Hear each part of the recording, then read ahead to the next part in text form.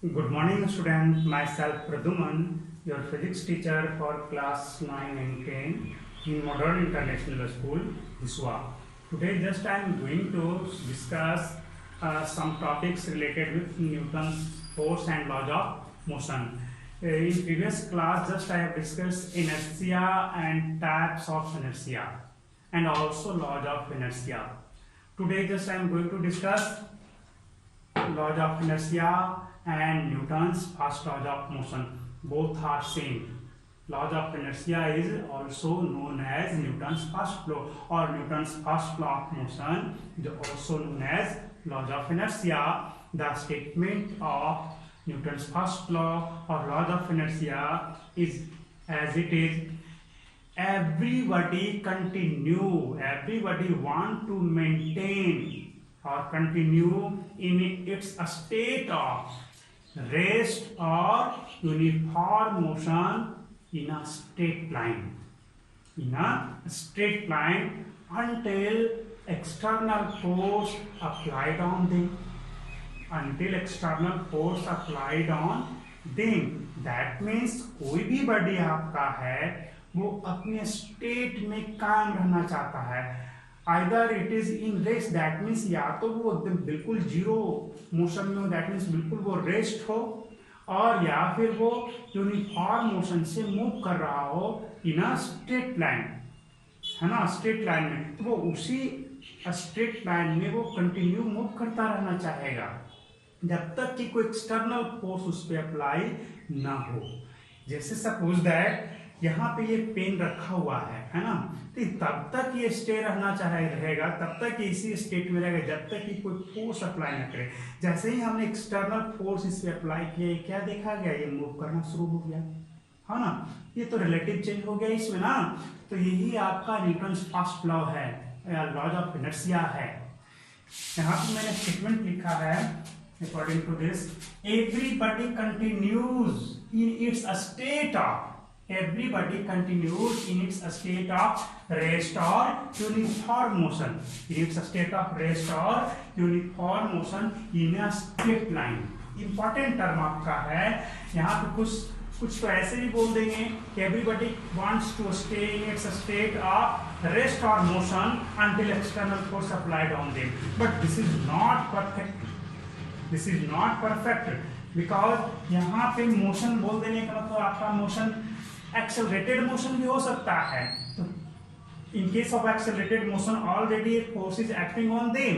जब भी कोई एक्सेलरेटेड बॉडी है तो उस पर फोर्स लग रहा है, तभी उसमें एक्सेलरेशन हो रहा है. अगर आप फोर्स लगाना बंद कर दो तो एक्सेलरेशन रुक जाएगा, एक्सेलरेशन बंद हो जाएगा, है ना. तो यही कह रहा है. इसलिए यहाँ पे जब फोर्स के बारे में बता दिया कि एक्सटर्नल फोर्स अप्लाई किया जाना है, तो हम पहले से एक्सटर्नल फोर्स उसे अप्लाई नहीं कर सकते, है ना. इसलिए यहाँ पे यूनिफॉर्म मोशन बोलना जरूरी है. एक्सेलरेटेड मोशन में तो ऑलरेडी फोर्स लग ही रहा है, तब और हम कहाँ से फोर्स लगाएं इस डिफिनेशन को सही बनाने के लिए, इस स्टेटमेंट को सही बनाने के लिए. Every laws have a statement. ये लॉज है, न्यूटन्स फर्स्ट लॉ लॉ है. डिफिनेशंस जो होते हैं वो किन के लिए होते हैं? फिजिकल क्वांटिटीज के लिए होते हैं, हाँ, कुछ इंपॉर्टेंट टर्म्स के लिए होते हैं, लेकिन कुछ का स्टेटमेंट सिर्फ होता है. न्यूटन्स फर्स्ट लॉ जो है ये स्टेटमेंट है, न्यूटन्स का फर्स्ट स्टेटमेंट है toward the motion of the body, है ना. तो इस चीज को ध्यान में रखेंगे. तो ये तो था हमारा फर्स्ट लॉ, और क्या बोले इसको, लॉज ऑफ इनर्शिया. फिर से एक बार: everybody continues in its state of rest और uniform motion in a straight line unless compelled by some external force to change the state. Simple सा है, जब तक कि स्टेट को चेंज करने के लिए कोई एक्सटर्नल फोर्स अप्लाई ना किया जाए, वो उसी अवस्था में, उसी स्टेट में कायम रहेगा. अनदर इज फोर्स के बारे में देखा जाए. Force is something which changes और try to change the state of rest और uniform motion in a straight line of the body in a straight line. तो चलो इस दोनों में कुछ तो कंपैरिजन कर रहे हो. क्या कहा गया है कि everybody continues in states of rest और uniform motion in a straight line unless compelled by some external force. तो बताओ यहाँ पे फोर्स के बारे में क्या कहा गया कि फोर्स ऐसा फिजिकल काउच है, देखो एक बार फिर से, जो किसी भी बॉडी के स्टेट को चेंज करता है। कोई भी बॉडी अपने स्टेट में ही रहना चाहता है, कोई भी बॉडी जो है किसमें रहना चाहता है, अपने स्टेट में, चाहे वो यूनिफॉर्म मोशन में हो या फिर रेस्ट में हो। यूनिफॉर्म मोशन ही ना स्ट्रेट लाइन। तो यहाँ पे जो दिख रहा है, इस स्टेटमेंट से हमें डेफिनेशन ऑफ फोर्स मिल जाता है। फोर्स का definition, Newton's first law give us the definition of force. देखो कैसे मिलता है, देखो क्या बोला है कि continue in its state of rest और यूनिफॉर्म मोशन, है ना, unless external force applied on them, है ना। तो यहाँ पे एक्सटर्नल फोर्स के बारे में क्या कहा कि एक्सटर्नल फोर्स जो है इनके स्टेट को चेंज कर सकता है ना। दैट मीन्स वो रेस्ट में है तो उसे चेंज कर सकता है। कोई नहीं बोला कि external force to change the state, यानी कि स्टेट को चेंज करने के लिए एक्सटर्नल फोर्स यानी कि फोर्स की आवश्यकता है। तो फोर्स क्या करेगा इसके आधार पे, अकॉर्डिंग टू दिस फोर्स यही काम करेगा, इसके स्टेट को चेंज करेगा या चेंज करने का प्रयास करेगा, चाहे वो रेस्ट में हो या यूनिफॉर्म मोशन में हो। तो यहीं से हमें फोर्स का डिफिनीशन मिल जाता है। According to force, definition of force, force is something which changes. Force क्या है, कुछ भी हो वो क्या करता है, चेंज करता है, विच चेंजेज और ट्राई टू चेंज, वो चेंज करने की प्रयास करता है या चेंज करता है, डायरेक्टली चेंज करता है द स्टेट ऑफ रेस्ट और uniform motion of the body ना स्ट्रेट लाइन। क्लियर है? एक छोटा सा टॉपिक था, हमने थोड़ा लंबा ले लिया। चलो ये तो क्लियर हो, अगर कुछ भी कंफ्यूजन हो तो आप पूछ लेना। मोमेंटम एक और टर्म ले लो, व्हाट इज अ मोमेंटम?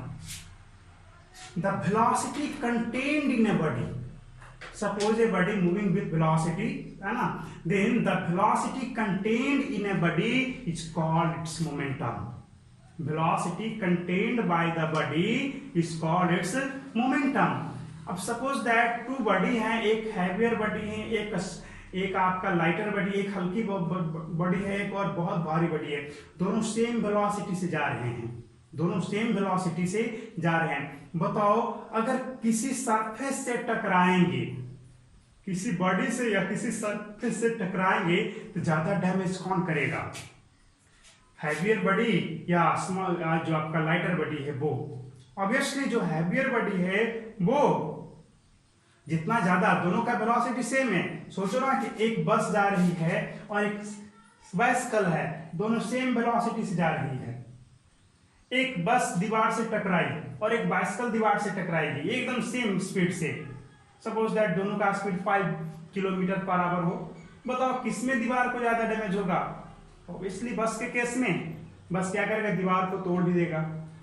तो क्यों ऐसा हुआ? बिकॉज दोनों का वेलोसिटी सेम है, बट मास किसका ज्यादा है? तो बस का ज्यादा है। तो जिसका मास ज्यादा होगा वो वेलोसिटी को ज्यादा पकड़ करके चलता है। तो यही कहा गया कि velocity contained in a body. Velocity तो दोनों का सेम है, लेकिन वेलोसिटी ज्यादा कौन पकड़ करके चल रहा है, कैच करके चल रहा है? तो जो हैवियर बॉडी है ना।